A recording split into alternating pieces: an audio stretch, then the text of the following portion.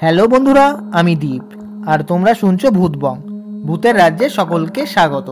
Sealdah station থেকে রাতের শেষ শান্তিপুর লোকালে করে ফেরার পথে সৌম্য আর সৌম্য দিদির সাথে যেই ভয়ানক ভৌতিক ঘটনাটি ঘটেছিল সেটি আজ তোমরা শুনতে চলেছ। তাহলে বন্ধুরা, ঘটনাটি শোনার আগে তোমরা যারা এখনো পর্যন্ত ভূতবং চ্যানেলটিকে সাবস্ক্রাইব করোনি তারা সাবস্ক্রাইব করে দাও আর পাশে থাকা বেল আইকনটিও ক্লিক করে রেখো, যাতে ভূতবংয়ের ঘটনা আসার সাথে সাথে তোমাদের কাছে নোটিফিকেশন পৌঁছে যায়। আর যারা ফেসবুক থেকে দেখছো তারা ফলো করে দিও। তাহলে চলো বন্ধুরা, আর কথা বাড়াচ্ছি না, কানে হেডফোন গুঁজে নাও। চলো আজকের ঘটনায় আসা যাক। হ্যালো দীপদা, আমি সৌম্য দেবনাথ নদিয়ার শান্তিপুর থেকে বলছি। আমি তোমার ভূতবং চ্যানেলের একদম নতুন সদস্য। গত 60-61 নম্বর এপিসোড থেকে তোমার ভূতবংয়ের ঘটনাগুলি শুনছি। আমার ভৌতিক ঘটনা শুনতে খুবই ভালো লাগে। আজ আমি নিজের সাথে ঘটে যাওয়া আর আমার দিদির সাথে ঘটে যাওয়া একটি ঘটনা তোমার ভূতবংয়ে শেয়ার করলাম। যেই ঘটনাটি ঘটেছিল শিয়ালদহ থেকে রাতের শেষ শান্তিপুর লোকালে করে বাড়ি ফেরার পথে।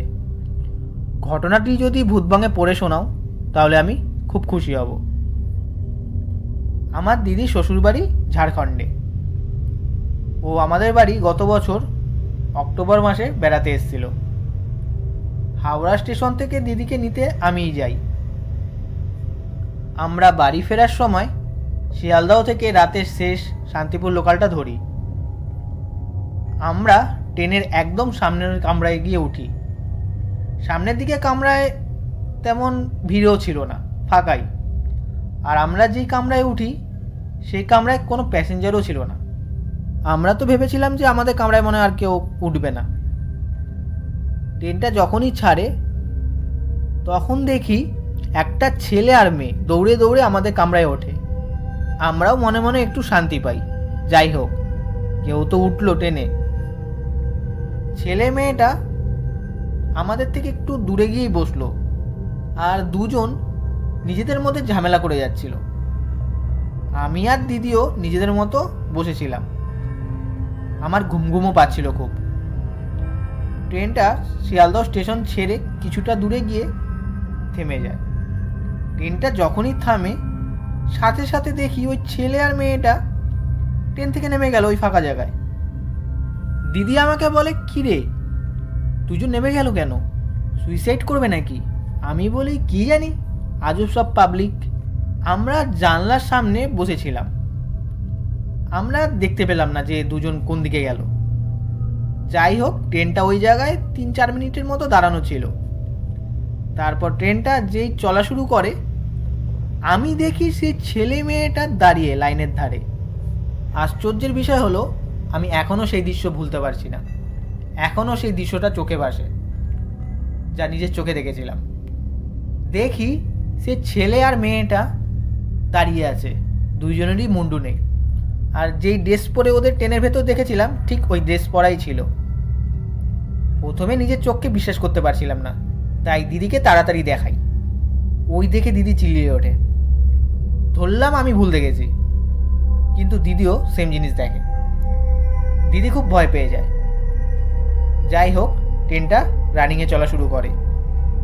দিদি আমাকে বলে, এই ফাঁকা কামরায় আর থাকবো না, পরের স্টেশনেই কামরা চেঞ্জ করব। পরের স্টেশন আসার পর আমরা কামরা চেঞ্জ করে ফেলি। পরের স্টেশন আসার পর আমি আর দিদি লাগেজগুলোকে নিয়ে জোরে দৌড় মারি আর অন্য কামরায় উঠে পড়ি। ওই কামরায় 9-10 জনের মতো প্যাসেঞ্জার ছিল। প্যাসেঞ্জারগুলো আমাদের এত নার্ভাস দেখে জিজ্ঞাসা করে যে কি হয়েছে। দিদি তো কিছু বলে না। আমি তারপর বলি ওনাদেরকে যা যা দেখেছি। ওনারাও আমাদেরকে বলে, এরকম ফাঁকা কামরায় উঠতে আছে নাকি, কখনোই ওঠা উচিত না এরকম ফাঁকা দেখলে। দিদি ওই দেখার পর পুরো শক হয়ে গিয়েছিল। ও পুরো চুপচাপ ছিল যতক্ষণ ট্রেনে ছিলাম আমরা। আমারও ভালোই ভয় ভয় লাগছিল। ভাবছিলাম যা দেখলাম এটা অ্যাক্সিডেন্টালি দেখলাম, আর যেন কখনো এরকম না দেখি। কিন্তু আমার এই ভাবনাটা ভুল ছিল। আমাদের জন্য আরও কিছু অলৌকিক ঘটনা অপেক্ষা করছিল। ট্রেনটা রানাঘাট স্টেশন আসার পর আমাদের কামরাটা একদমই ফাঁকা হয়ে যায়। কামরায় আমি আর দিদি। ট্রেনটা যখনই শান্তিপুর লাইনে টার্ন নেয় তখন দিদি বলে, ভাই তাড়াতাড়ি বাইরের দিকে তাকা। তাকিয়ে দেখি সেই ছেলে মেয়ে দুটো গলা কাটা অবস্থায় দাঁড়িয়ে। আমাদের হার্টবিট তো তখন কেঁপে গেছে।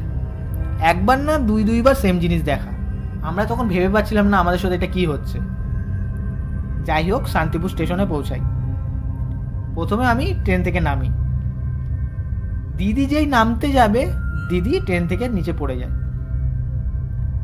আমি আর প্ল্যাটফর্মের আশেপাশে থাকা 2-3 জন মিলে দিদিকে ধরে তুলি। দিদিকে জিজ্ঞাসা করি, কিরে পড়লি কীভাবে? দিদি কোনো কিছু বলার মতো অবস্থায় ছিল না, হাত পায়ে চোট লাগে। তারপরে আমরা জল ঠল দেওয়ার পর দিদি বলে, জানিস তো ভাই, পেছন দিয়ে না আমাকে কে যেন ধাক্কা মারলো। আমি পুরো অনুভব করলাম যে কেউ আমাকে ধাক্কা মেরেছে। তারপর আমরা বাড়ি পৌঁছাই। মা বাবা শোনার পর তো খুব ভয় পেয়ে যায়, যা যা আমাদের মুখে শোনে। দিদি যে বলেছিল না আমাকে যে কেউ ঠেলা মেরেছে, স্পষ্ট বুঝেছে। বাড়ি গিয়ে দেখে পিঠের মাঝখানে নখের আঁচড়, পুরো লাল হয়ে গেছে পিঠটা।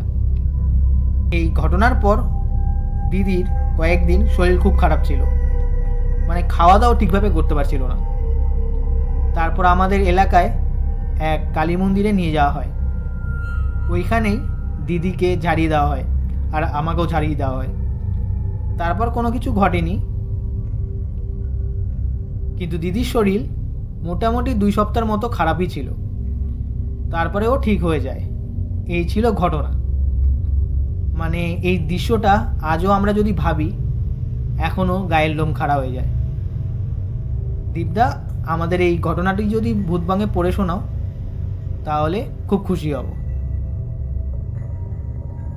তাহলে বন্ধুরা, আজকের এই ঘটনাটা কেমন লাগলো অবশ্যই কমেন্ট করে জানিও আর লাইক করে দিও। আর বন্ধুরা, তোমরাও যদি ঘটনা পাঠাতে চাও তাহলে আমাদের ভূতবংয়ের ইমেল আইডি bhutbongofficial@gmail.com পাঠিয়ে দিও।